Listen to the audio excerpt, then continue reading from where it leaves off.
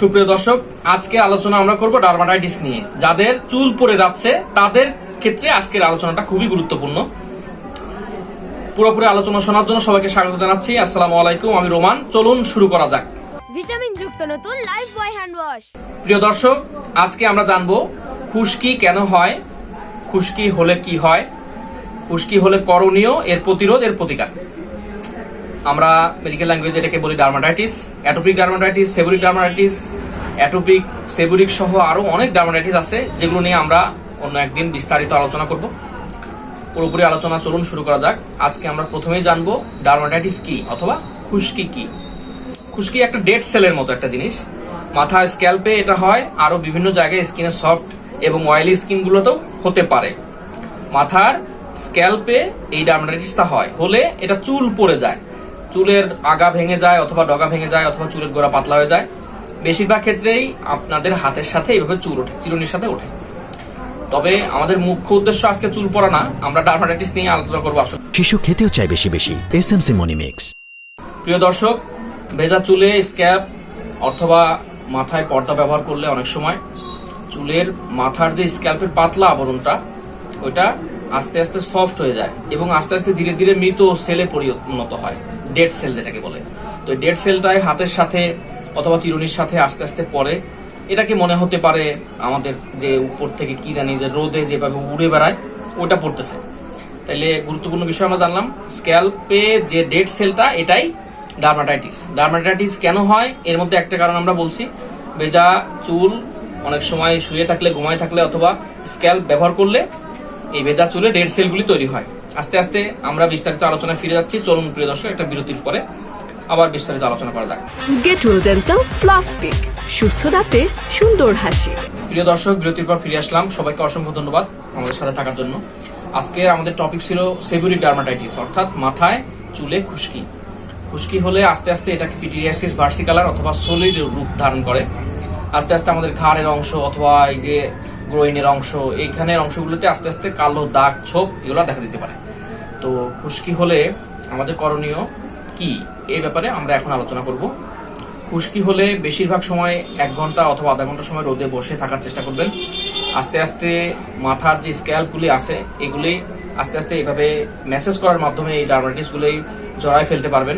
আর বিশেষ একটা কারণে এই সেবোরিক ডার্মাটাইটিস অথবা এই খুশকি রিলেটেড সমস্যা হয়, সেটা একজনের জিনিস একজন ব্যবহার করলে। মাথায় আমরা একজনের চিরুনি অথবা একজনের প্রসাধনী এটা ব্যবহার করবো না, নিজেটা নিজে ব্যবহার করবো, যাতে এটা কন্টামিনেটেড না হয়। সেবোরিক ডার্মাটাইটিস যে কন্টামিনেটেড ড্রাগ, এটা একজনের থেকে আরেকজনের সরাইতে পারে। এই কারণে আমরা নিজের জিনিস নিজে ব্যবহার করবো, একজনের ব্যবহৃত জিনিস নিজের উপরে অ্যাপ্লাই করবো না। সবচেয়ে গুরুত্বপূর্ণ বিষয় এখনই আলোচনা করবো আমরা, এটা ট্রিটমেন্ট নিয়ে। এটাকে কিভাবে প্রতিরোধ করা যায় এরপরে আমরা বলবো। এখন আমরা ট্রিটমেন্টের দিকে যাই।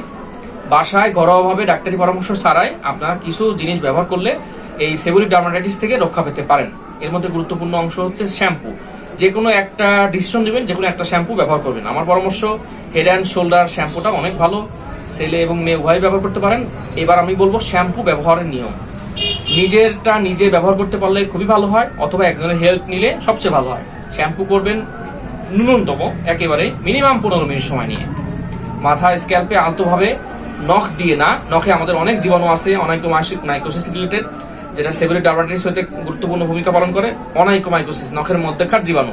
নখ কামড়ানো তো যাবেই না, এই মাথায় নখ দিয়ে এইভাবে আঁচড়ানো যাবে না।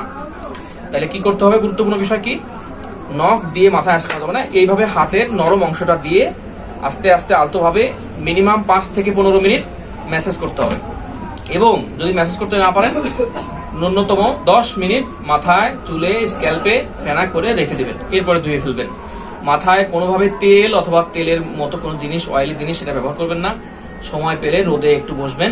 আস্তে আস্তে সপ্তাহে 1 দিন কমপক্ষে মাথার যত্ন নেবেন, চুলের যত্ন নেবেন। চুলের যত্ন নিয়ে আমি আরেকটা টপিক নিয়ে আলোচনা করবো আরেকদিন, কিভাবে চুলের যত্ন নেওয়া যায়, কিভাবে চুল পড়া থেকে দ্রুত রেহাই পাওয়া যায়।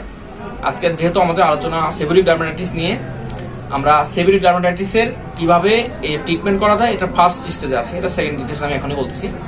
সেকেন্ড স্টেজ ট্রিটমেন্ট, এটা কিরোকোনাজল রিলেটেড অনেক শ্যাম্পু পাওয়া যায় বাজারে, মার্কেটে।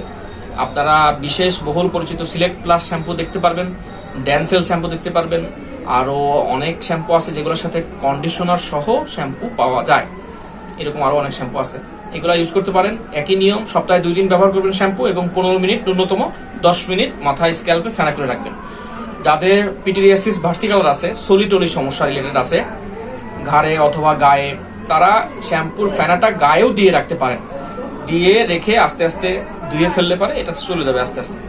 আমরা তৃতীয় স্টেজে আসতেছি, এটা মেডিসিন ট্রিটমেন্ট। আমি মেডিসিন ট্রিটমেন্টের কথা এখন বলবো না, আমাদের সিনিয়র ম্যাম, সিনিয়র স্যার অনেকেই আছে স্কিন ডিপার্টমেন্টে। আমরা চেষ্টা করব ডাক্তারের কাছে রেফার করার জন্য, তারা ভালোভাবে এটাকে ম্যানেজ করতে পারে। আমরা স্কিন ডিপার্টমেন্টে এই সেবোরিক ডার্মাটাইটিস অথবা হেয়ার ফল অথবা পিগমেন্টেশন যেটাকে বলে, আস্তে আস্তে ভার্সিকালার রিলেটেড সমস্যা হইলে চেষ্টা করব ঘরোয়াভাবে সমাধান করার এবং শ্যাম্পু ট্যাম্পু দিয়ে চেষ্টা করার, অথবা মেজর যদি হয়ে যায় তাহলে আমরা ডাক্তারের কাছে রেফার করব। আমরা এই সেবোরিক ডার্মাটাইটিস প্রতিরোধ নিয়ে এখন আলোচনা করব। প্রিয় দর্শক, প্রতিরোধ নিয়ে প্রথমে আলোচনা করতে গেলে সবার আগে বলতে হবে, যারা আপুরা আছে তারা মাথায় স্ক্যাল্পে কখনোই এই ভেজা চুলে এই স্ক্যাল্প ব্যবহার করবেন না। যত তাড়াহুড়ো থাক, আপনি ঠিক 5 মিনিট লাগবে। হেয়ার ড্রায়ার ব্যবহার করবেন না, চুলের জন্য ক্ষতি। রেডিয়েশন রিলেটেড জিনিস সবই ক্ষতি। রেডিয়েশন রিলেটেড যত আসবাবপত্র অথবা ইলেকট্রনিক ডিভাইস আছে রেডিয়েশন দিয়ে চলে, বেশিরভাগই ক্ষতি। তো চুলের ক্ষেত্রে হেয়ার ড্রায়ার ব্যবহার করার দরকারই নাই। আপনি ফ্যানের বাতাসে 15 মিনিট 5 মিনিট বসেন, 5 মিনিটের বেশি সময় লাগার কথা না। চুল শুকায়, তারপর স্ক্যাল্পে, তারপরে মাথায় পর্দা ব্যবহার করুন। আর দ্বিতীয় যেটা সবচেয়ে গুরুত্বপূর্ণ বিষয়, সেটা হচ্ছে চুলে তেল ব্যবহার করে ঘুমাবেন না। মাথায় তেল নিয়ে শ্যাম্পু করে অথবা 1 ঘন্টা অথবা আধা ঘন্টা রাখবেন। বিশেষ করে অনেকেই আছে যারা তেল নিয়ে রাত্রে ঘুমান, এটা নিলে পারে। Choose Sensodyne toothbrush. আমরা আলোচনা করতেছিলাম সেবোরিক ডার্মাটাইটিসের প্রতিরোধ সম্পর্কে। আমরা 2টা কারণ বলছি যেভাবে প্রতিরোধ করা যায়। একটা হচ্ছে ভেজা চুলে স্ক্যাল্পে কখনোই মেকআপ অথবা পর্দা ব্যবহার করবেন না। দ্বিতীয়ত, যেটা সবচেয়ে গুরুত্বপূর্ণ বিষয়, যেটা আমি আলোচনা করছি 3 নম্বর পয়েন্টে এখন আলোচনা করবো আমরা। 3 নম্বরে হচ্ছে নখ দিয়ে অথবা নখের মতো কোনো ধারালো কোনো জিনিস দিয়ে মাথায় স্ক্যাল্পে এভাবে ঘষাঘষি করবেন না। এতে স্ক্যাল্পের ক্ষতি হতে পারে, ডার্মাটাইটিস হওয়ার সম্ভাবনা আরো বেড়ে যেতে পারে। একজনের জিনিস একজন ব্যবহার করবেন না।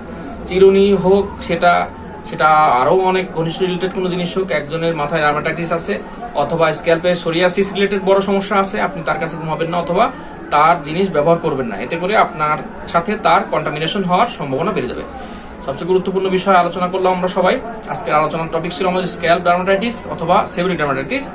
আপনারা বৃহৎ আলোচনা শুনলেন, যারা বিস্তারিত শুনছেন শেষ পর্যন্ত আমার সাথে থাকার জন্য অসংখ্য ধন্যবাদ।